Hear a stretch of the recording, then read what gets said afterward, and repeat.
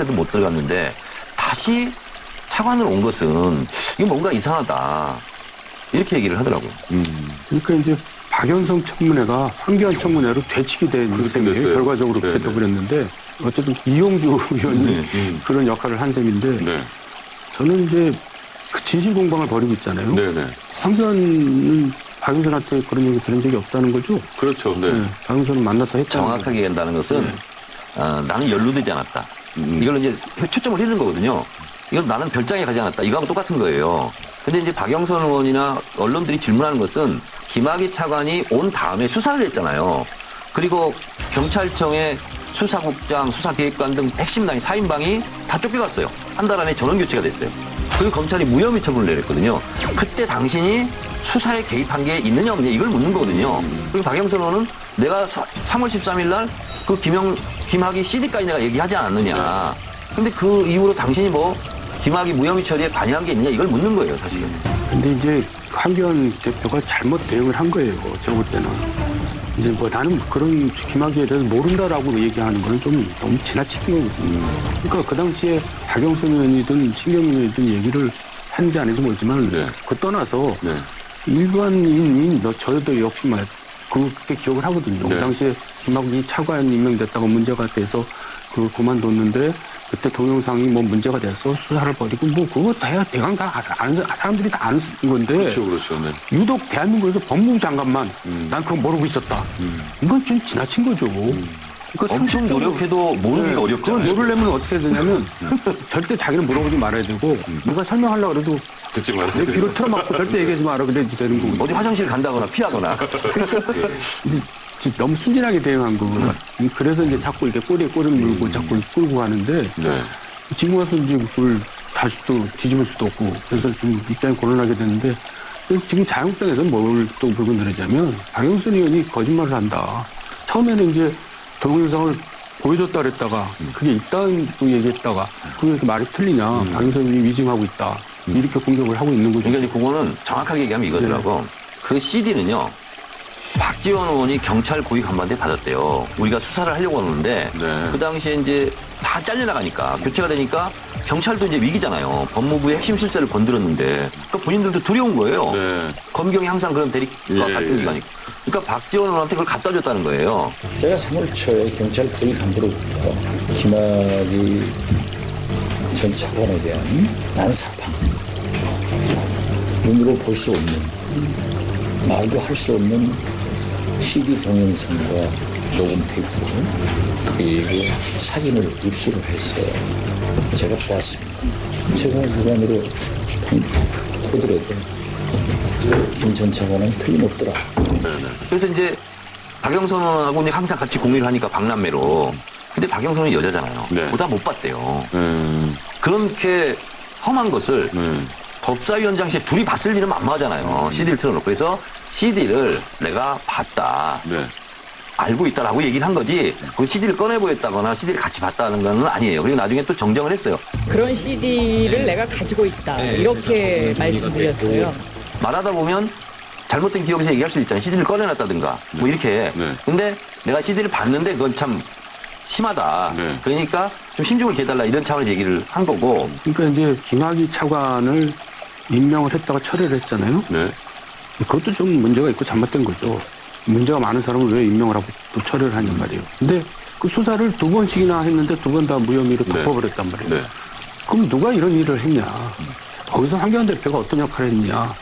제 개인적인 생각은 개입이나 관여는 안 했을 거라고 생각을 해요. 그리고 황교안 개인적인 어떤 품성상 이런 거에 대해서 관여하거나 개입할 사람이 아니죠. 굉장히 몸조심하는 분이거든요. 네. 그러니까 이제 그런 부분에서 본인이 명확하게 정리를 해서 소명하면 될 일을 갖다가 모른다고 해버리니까 얘기가 더 어려워지는 거죠, 본인한테. 제가 보기에는 뭐 박영선 의원과의 다툼은 이제 주변적인 문제고 네. 핵심은 황교안 대표에 대한 이제 검증이 시작된 것이죠, 본격적으로. 왜냐하면 검증 없이 이제 당대표가 됐잖아요, 거의. 네. 한국당 지지도가 올라가고 있고 1년 후가 총선이잖아요. 그러니까 굉장히 중요한 이제 승부인데 거기서 이제 그 한국당의 대표인 황교안 대표를 공격함으로써 네. 상당한 효과를 거둔다면 좀 유리해지는 것이죠, 민주당이. 그래서 제가 보기에는 처음으로 이제 황교안 대표에 대한 검증이 공개적으로 시작됐다. 만약에 황교안 대표가 지금 당대표가 아니고 그냥 자연인이었다면 지금 이 사건에서 이름이 나오지 않았을 거예요. 그런데 왜 계속 나오는가? 김학의보다 더 많이 나오잖아요, 지금. 그러니까 제가 보기에는 이제 공개적인 검증이 시작됐고, 황교안 대표의 입장으로든 제 짐작에는 감지하고 있는 것 같아요. 검증이 시작됐다. 그러니까 여기서 내가 관여됐다, 관여되지 않아도 일일이 대응하는 것은 장기적으로 볼 때는 손해다. 시작이 되는 걸 알고 있는 것 같아요. 제 느낌으로. 그래서 이거는 뭐 제가 보기엔 1년 내내 갈 것이다. 이것이 끝나면 또 다른 문제가 생기고 또 다른 게 생기고 그래서 앞으로 1년 동안은 뭐 정치의 계절이 왔다. 검증의 계절이 이렇게 봅니다. 근데 저는 이제 이게 황교안 대표는 어쨌든 조사는 불가피해 보여요. 피할 수 없는 길인 것 같아요. 그래서 문무일 검찰총장이 퇴근하면서 특별수사부 꾸렸어요. 그래서 이제 발표를 했거든요. 여환석 통조지검장이 이제 특수통이고 수사 실력이 있다. 그래서 어쨌든 김학의 사건은 이제 검찰에서 이제 수사에 들어간 거예요 지금. 그렇죠. 네. 수사에 들어갔기 때문에 100번 양보해서 참고인 조사라도 받아야 되는 그런 지금 상황이 된 거죠 지금. 아니 그나저나 뭐 인터뷰 보니까 그 네. 별장에 초대받은 적이 있으시다고. 네. 네. 그러니까 이제 그거는 제가 사실 솔직하게 얘기를 했는데 네네. 그게 이제 2009년인가 그 무렵에 이제 저한테 어떤 사람이 네. 아주 뭐 재밌는 데가 있는데 아주 은밀한 데기 때문에 네. 비밀이 보장돼 보니까 거기 가서 놀다 오자. 네. 이제 이런 얘기를 해가지고 이제 생각을 해보니까 좀 이상해가지고 이제 안 갔는데. 거긴 줄 알았어요? 예? 원주인지 알았어요? 지금 생각해보니까 위치가 비슷해요. 아. 거기 가능성이 너무나 높은 거예요. 네. 제가 왜 이 얘기를 했느냐. 네. 거기에 이제 여러 사람이 갔을 가능성이 높은 거죠. 저한테까지 저희가 왔을 정도면. 네. 근데 김학의를 그 당사자였던 윤중천을 소개시켜준 사람이 무슨 변호사라는 거 아니에요? 그 변호사가 이제 김학의를 소개해줄 정도면 다른 사람들도 많이 소개시켜줬을 거예요. 네. 그러면 그 사람들이 법조인일 가능성이 많은 거예요. 그러니까 여기에 그 별장에 드날거렸던 사람이 누구였냐가 나올 수가 있어요. 저는 그 얘기를 하고 싶은 거예요. 그래서 더욱나는 이 사건을 덮은 게 아니냐 이런 이제 의심이 많이 드는 거죠. 네. 그러니까 그걸 자기가 드러나기 싫으니까 이제 다 덮은 건데. 그러니까 김학의뿐만 아니라 네. 거기에 들락날락했던 사람들이 많이 있는데 네. 그게 또 알려지면 범죄 여부와 관계없이 본인이 수치가 드러나는 거니까 그럼요. 그러니까 그런 여러 사람들이 무마했을 가능성이 높다. 핵심 단계에서. 단도직입죄로 얘기하면은 네. 일단 덮은 핵심은 검찰에서 덮었잖아요. 네. 검찰에서 많이 연루돼 있을 가능성이 높다고 저는 보는 거예요. 김학의 말고라도. 그래서 그걸 덮는 데 검찰이 적극적인 노력을 기울인 거죠. 정치인도 예리하십니다. 정치인도 많이 있겠죠. 네. 저를 그렇겠는데요? 초청했으니까 뭐 정치인도 있겠죠. 탁 박사님은 거기 초대 안 받으셨습니까? 일개 서생입니다. 어쨌든 안 가시길 정말 잘하셨네요, 진짜. 그 연예인은 거기 초대. 전 그런 얘기 들어보지도 못했습니다. 네. 연예인은 없어요?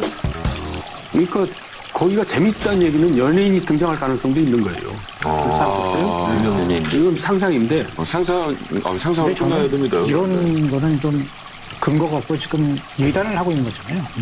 그러니까 나는 초대받은 적이 있다. 그러니까 다른 사람도 초대받았을 것이다. 그거는 위험한 예단이라고 생각합니다.